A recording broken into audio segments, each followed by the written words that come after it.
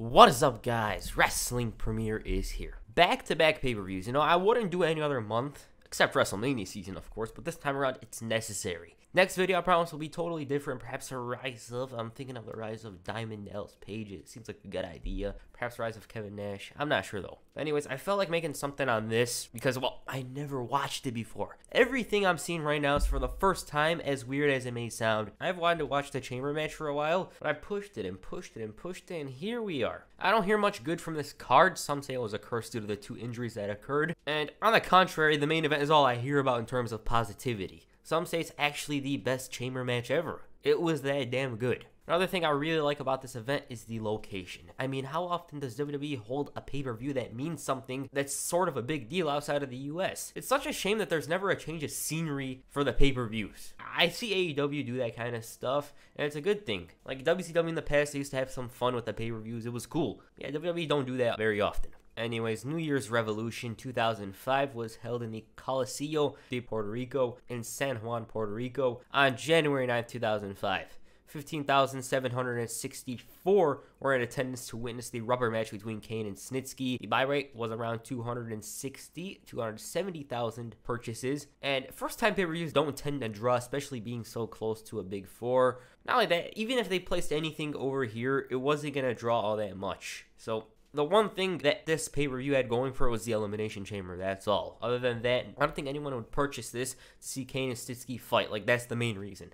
Who knows, though? Okay, right now, let's get into it. The first match was for the World Tag Team Championships. Christian and Tyson Tomko challenged Eugene and William Regal for the gold. At this point, Captain Charisma was really starting to come into his own. He had just debuted the jumpsuit and the Close Your Eyes song. Everything was aligning for him, and we all know how it went, but he was still a success. Tomko was just there as the big enforcer, or the problem solver, and as for the champions, they were pretty over with the crowd on this night in particular. As a matter of fact, I believe they were over in general. I don't know why Eugene was wearing Hulk's gear. I assume it's because he likes emulating the stars of the past. Christian sucks chant right in the beginning, the feeling out process between himself and Regal. Things kicked up a notch when Eugene was tagged in. He was going for a wedgie, I guess. The crowd was cheering and loving him all while Christian had an angry look on his face. Eugene was just going for some very unorthodox stuff to catch him off guard. He emulated Junkyard Dog, then Tomko was in. He was making things hard for Eugene, going for the chokehold, but nothing was accomplished. It was actually the opposite. Also, it was more Home Alone rather than a wrestling match. He did the airplane spin and all was good for him until Tomko came in with a choke slam of sorts. And this is where the heels took the outright advantage. Tomko was rough with a chokehold, a power slam, rakes to the eye, then Christian enters. He delivers a couple of rights, and this is where Hulk Hogan's soul invades Eugene. Regal gets tagged in, has loads of momentum, but Tomko ruins everything, and so the isolation begins. Christian and Tomko tag in and out. Regal busts his nose again, but he's a fighter. Captain Charisma didn't make things easy for him, nor did Tyson Tomko, and the fans were rallying for the good guys, but just when Regal pushed away Tomko to tag in Eugene, Christian had already managed to drop him off the apron. They were taking advantage of the ref's vision and all of that. Regal did find a little opening, but didn't do much with it because he went to the wrong corner. Then Tomko makes a little mistake, and Eugene finally enters. The crowd was electric, following every move, but it was at this moment where Eugene blew out his knee. Christian and Tomko go after Regal, and Eugene capitalizes with a roll-up to retain. Abrupt ending. It's understandable why, because Eugene hurt his knee. The match was really getting started, and it ended just like that. It wasn't bad, but it wasn't good at the same time. Maybe, just maybe it was well on its way to possibly being good. We could have seen something, but it wasn't to be. Yeah, this was average. It wasn't bad. It wasn't good. I did love the fact that the crowd was so damn into Eugene. I really liked it. It was unique in that sense. The way they were behind every move, you know, they're shouting, oh, oh. And it's just a shame that the match never concluded, and most importantly, it's just a shame that Eugene got injured here. He ended up being out for 6 months, and once he returned, he wasn't pushed as well as he was previously. Regal ended up forming a team with Tajiri, and Christian continued to gain momentum heading into WrestleMania season. They showed Christy Hemme walking around the poolside, and meanwhile, Edge had a little proposition for Christian. He straight up told them it's about the World Championship, and they disappeared. The next match was for the WWE Women's Championship. Trish Stratus challenged Lita for the gold. I think you guys are pretty familiar with this feud. If you aren't, here's a video I made on it. But long story short, Trish Stratus was verbally abusive to Lita. She insulted her appearance, her marriage with Kane, and eventually, she had enough. Trish got her ass beat at Survivor Series, and as a result of that beating, she was forced to wear a face mask. Legit. This led to a matchup on the December 6, 2004 episode of Raw where Lita captured the Women's Championship. Hell, even main evented that episode. JR was expecting it to be an amazing one-on-one match. So the bell rings. Collar and elbow tie, but it's already pretty physical. Lita gained the early advantage and hit the Luthez press on the outside, which blew out her knee. Damn, not even a minute in and things already bad. Realizing it's the way to go, Trish worked on that knee. The crowd was definitely on the champ's side. They loudly rallied for her. She was trying to fight back, but Trish hit the chick kick and she was champion. That's all. It just never got going because of the obvious. Apparently, Lita tore her left ACL and she was sidelined for several months. By the time she returned, she was mostly a manager for Christy Hemme and then later on Edge. I heard a rumor that one of them was going to win the title from the other at WrestleMania. I'm pretty sure it was going to be Lita. Yeah, once again, they showed another diva by the poolside, that being Maria, and in other places, Edge was trying to get Eric Bischoff to pull him from the chamber match and put Christian in. Why is he doing this? Because he's worried about Shawn Michaels screwing him over, and with the change, he can compete for the title tomorrow night on Raw. Bischoff refused to put any consideration to this idea, and as he's exiting the room, Edge met the referee. Shawn Michaels assured him that he's only there to count the pinfall and call the submission.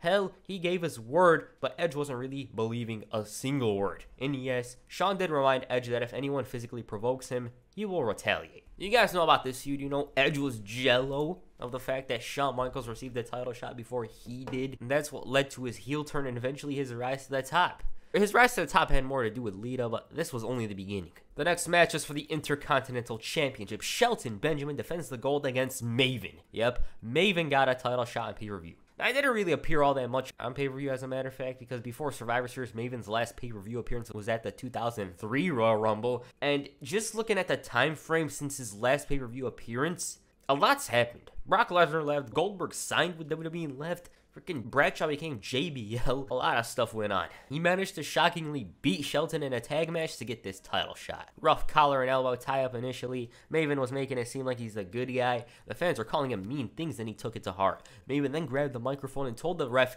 to not count because he has something to say. He said that he's not quite sure how many of the fans speak English, but he's got to talk real slow. Like, even if you don't know English, I'm going to say it. He was whining about how they're booing him and they loudly chanted, "asshole." Then he told him that in order for him to become the Intercontinental Champion, he's got to concentrate, and he can't do that when all of them are speaking this gibberish. And all he wanted was one favor. Calle sus bocas! Oh, hey! Yup, that's exactly what it said, meaning, shut your mouth. He continued whining about the booing, complaining, before telling Shelton that he'll wrestle him in the United States and he could see him later. The ref was making the count, and once he reached the count of 7, he realized that title shots don't grow on trees, because if you've seen his career, he had yet to receive an IC title shot. So he runs back into the ring. Once he's in, he complains to the ref, and Shelton takes advantage with a roll-up to retain the title.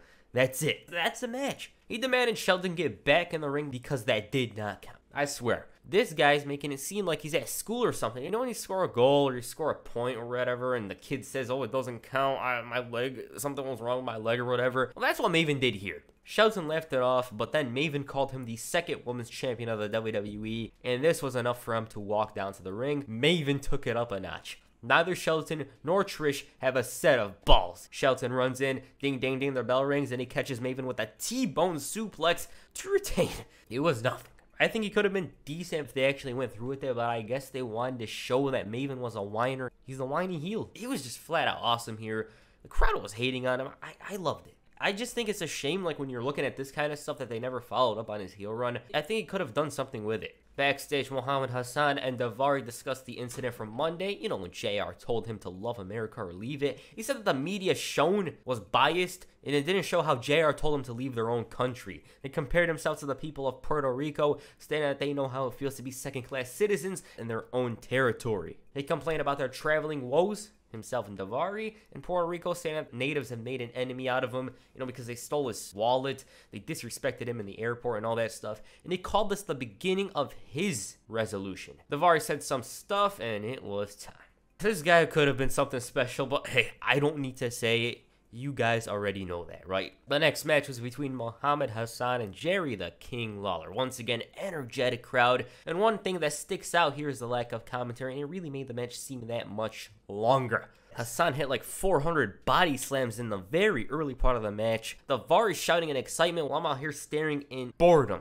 I mean, you can feel the excitement as I'm talking about this, right? Hassan was aggressive earlier on, but that would be his wrongdoing as the King fought back with a flurry of punches and a clothesline. He would try to provoke JR, but nothing came out of it. Hassan's back on offense, and honestly, it was forgettable because he was locking the camel clutch in and out, destroying Lawler's back for 2 minutes. It was repetitive. He hits a suplex, and it's still not enough, and so Daivari loses his patience. It was deja vu with yet another rest hold. Lawler fails to make a comeback and takes a neckbreaker. At this point, the fans chanted boring, and I agree. The King has a burst of energy. The fans were behind his every blow. He delivers a dropkick and goes up top.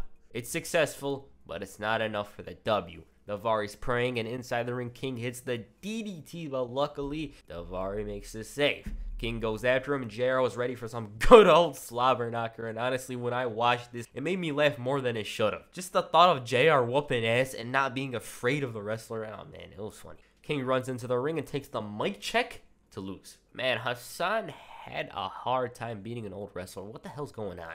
The match itself was boring as hell. It was so damn forgettable. Add to the fact that there was no commentary. I'm glad it was over. Hassan was going for some of the most basic stuff. He hit a body slam 4 times. It was repetitive. It was bad. In the back, Batista said that his chances in the chamber look pretty good.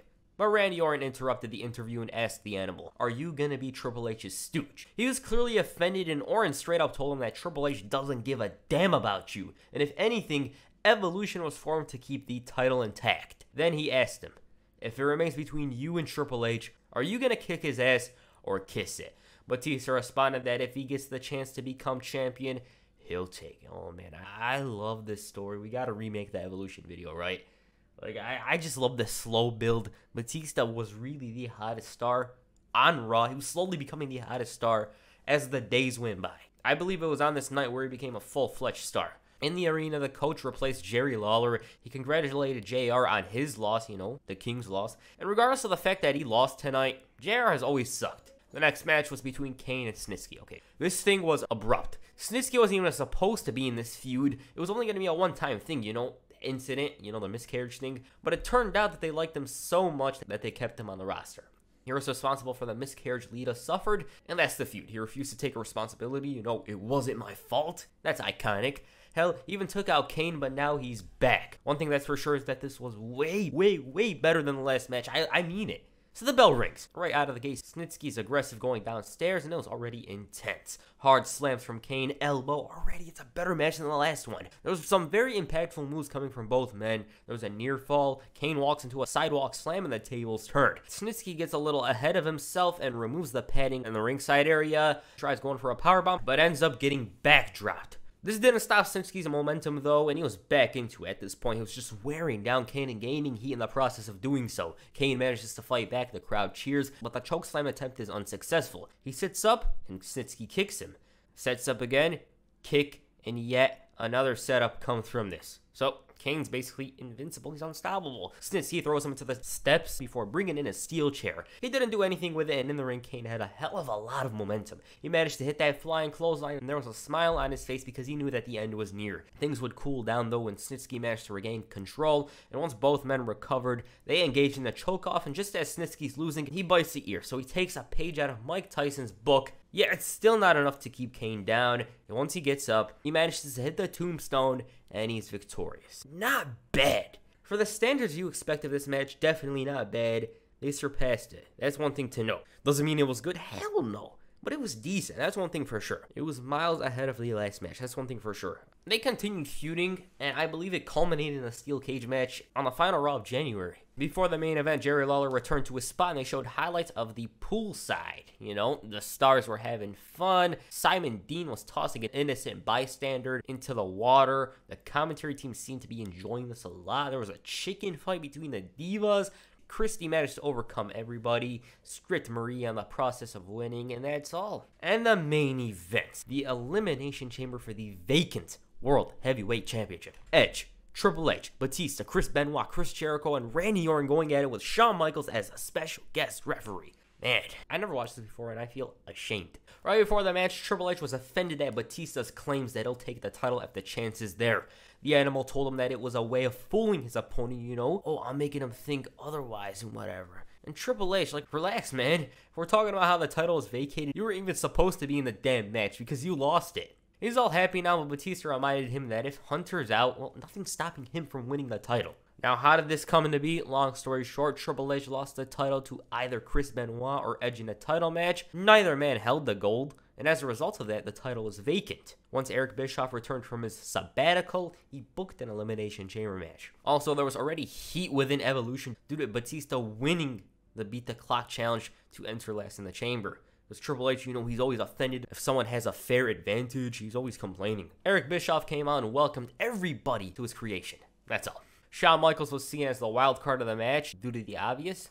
And if you don't know, well, anytime he's wearing black and white, it comes with controversy. Every time. SummerSlam 97, Brett spits in his face, ends up accidentally screwing over The Undertaker. First episode of SmackDown, The Rock was the victim of bad officiating. Scratch that, intentionally bad officiating. Judgment Day 2000, he called the DQ on The Rock, which wasn't even his fault. And just led to Triple H winning the match, but that one depends on you, your opinion. Anyways, Randy Orton once again reminded Batista to use his mind. The first two men to start things off were Chris Jericho and Chris Benoit. Collar and elbow tie-up, very aggressive effort from both men. Jericho was going for an odd approach, that being to mat wrestle Benoit, but they quickly abandoned this in favor of some mean chops. Like Benoit, he was absolutely ruthless with those chops, and everybody in Puerto Rico could hear the sound. Jericho responds with some of his own. There's a woo from the crowd. Both men then attempted their submission holds. This transitioned into a German, but both men continued where they left off. And one thing to note is Shawn Michaels. You can hardly notice the guy, which means he's doing an excellent job. That's the ultimate rule. If a referee isn't noticed, it means he's doing a good job. At one point, the fans chanted his name. And anyways, Benoit grabbed Jericho and hit the superplex when the countdown was on. And out came Triple H. Right out of the gate, the game was all over Benoit. He Irish whipped them right into the turnbuckle twice. Jericho got that Harley Race knee, and at this point, he was unstoppable. The first chamber action of the match came when the game tossed Benoit right into the steel, and he was already busted open, just like that. This only got Triple H to continue the attack in hopes of an elimination. Just as it was time for the pedigree, Chris Jericho whacked the game. He attempted the finisher on Y2J, but he didn't successfully hit it. As a matter of fact, Jericho tossed him over the top rope and into the steel. He continued smashing the game's bones onto that unforgiving steel, all while the fans chanted Y2J. Rabid Wolverine wasn't a lost cause also. He was actually on offense this time around, just in time for the next entrant, Edge. He took advantage of the moment, speared everybody into their corner, and hit the execution on Triple H, but it wasn't enough for an elimination. Edge was on fire during this moment, but Y2J ruined everything. There was a cool springboard from the Ayatollah of Rock and Roll, and he wouldn't remain on offense for long though because Edge launched him right into the steel with a catapult. Poor Triple H was just trying to get some sort of advantage, but this is what he got. As for Jericho, he was busted open. Inside the ring, Benoit attempts the crossface, but his wound got the best of him, and the game returns to the ring, and yes, he's bleeding, but he's finally on offense. Benoit on the other side hit the Northern Lights suplex, but once again, Edge kicks out, and like JR said, all the men were resilient. But he basically jinxed it because Triple H managed to hit a mean-looking pedigree on Jericho. The next entrant, Randy Orton, entered the match, and he was explosive. Once again, Triple H was the victim, and the Legend Killer showed no remorse, no mercy for the game. He didn't care about the other guys, but that was until Jericho got into his way. So Orton gave him an RKO. Benoit didn't get it though. As a matter of fact, he locked in the crossface, or a headlock, and in a turn of events, Triple H taunted the Legend Killer only to find himself in the sharpshooter. Honestly, it was some ridiculous stuff. The crowd was just so damn awesome. Luckily for the game, the Wolverine received an RKO. Batista was still waiting in his pod, and once Orton got up, he got the spear. Nope, HBK took it. Orton goes for the RKO, but it wasn't to be, and Edge finally hits the spear, but unfortunately for himself, there was no ref. So he disrespectfully woke up Michaels, who responded with the sweet chin music. Jericho goes for the Lionsault, and he's out. Triple H tries taking advantage of Y2J, but takes a German suplex, and to make matters worse, a diving headbutt from the top of the chamber pod by Chris Benoit. What the hell is going on? Then Jericho locks him in the walls. The fans are cheering at this point. It was so damn fun. And to make matters worse, freaking Benoit grabs Triple H and locks him in the walls. The fans are cheering, and you know when the fans really hated Triple H back then and they thought there was hope he was losing? This is that kind of moment. And the countdown was on. Despite it being Batista's turn to enter, the pod door just wouldn't open, and this was the worst of times because his leader, Triple H, his mentor, was stuck in a very precarious, a very dangerous situation. Once Batista did enter, oh man, he caused destruction, and I mean it. He caused total chaos and anarchy. Hell, he even grabbed Jericho and threw him into the cameraman. Benoit and Orton had to double team him in order to prevent further damage. Once things cooled down, Triple H finally got him some with Orton, only to walk into a bulldog onto the unforgiving steel. And at this point, everybody was down, and you can see what this match took out of the men. Once they recovered, Batista was a force of nature once again. He spine-bustered Benoit and hit another to Jericho on top of him before going for the cover, and so remained 4. First, Jericho was made to look like a child, and seconds later, took a Batista bomb. 1, 2, 3. Man, he was on a roll. Triple H praised him before taking a back body drop into the steel, and seconds later, Orton was a victim of that steel, and at this point, the crowd cooled down a bit because Evolution was double-teaming their former partner. They were dishing out a bunch, but the Legend Killer was still resilient. He took all that punishment, but it was all coming to an end with a Batista bomb, except it didn't. Orton went downstairs and hit a double low blow before connecting with the RKO. 1, 2, 3. Triple H was like, should I help him? Nah. By the sounds of it, the fans weren't exactly happy with the elimination. And at this point, Orton gained momentum and even hit the RKO, but Batista wanted to do something about it. The chamber door, the gate opened. Flair tried taking advantage, but got his ass beat. Batista managed to clothesline Orton, and as he walked to the back, the fans applauded him for his tremendous performance. Once both men in the ring recovered, Triple H grabbed Orton and hit the pedigree. 1, 2, 3. By God, that was a classic. I mean it. I feel embarrassed to have never watched it before. I missed out on possibly the greatest chamber match ever. It certainly has a claim to it, and it's certainly up there with 2002. Man, it was so good. Scratch that good would be disrespectful. It was awesome. Right after the match, Batista raced Triple H in celebration. He held the title as the show went off the air. And so that's New Year's Revolution. One-match show. Yes, it's definitely a one-match show. If you were buying this pay-per-view, you were only buying it for the chamber match. Like, that's the only thing you gave a damn about. You knew there was other matches, but the most important thing was the chamber match. Trish and Lita never got going. The opener, Eugene got injured and was out for several months. The Lita thing was very unfortunate, too. It really put a damper on the night. The Maven match, I don't understand why in the hell they didn't have Maven compete. They really should have had him go in there and actually finish a match for once, without any injuries, you know, because of the previous two. Hassan and Giroud, I think it's honestly forgettable. I don't like it. Snisky and Kane, not bad. It was much better than I expected it to be. And the main event, oh man, that is one of the greatest Elimination Chamber matches ever. It might be the second best. It might be the first best. If I was to rank it, definitely top 3. It has to be in the top 3 in my eyes. It's up there with the chamber match from 2002, the one from 2008, you know, the Raw chamber match, the 2019 one, the Kofi one where he made everyone believe that maybe it was his night. Yeah, it's up there with some of the very best. Definitely, for sure. I mean, the action was so damn intense. I can remember everything that went on, and that doesn't really happen that often where I remember all the action that went on previously. Like, I'm just thinking about the mean chops Benoit gave, Edge coming in with the spears, the unforgiving steel, man, it was memorable. I'd watch this again. Hell, I wish they went at it for an hour. That's how good it was. Yes, if you've never watched that match before, please do it. Because I kind of regret not watching it earlier on. But hey, it is what it is. So yeah, this show, it was a one-match show. It relied on one match only. That was the main event. This was a very important chapter in the rise of Batista. Look at him before the match. Look at him after. Like, he was cheered by the fans beforehand.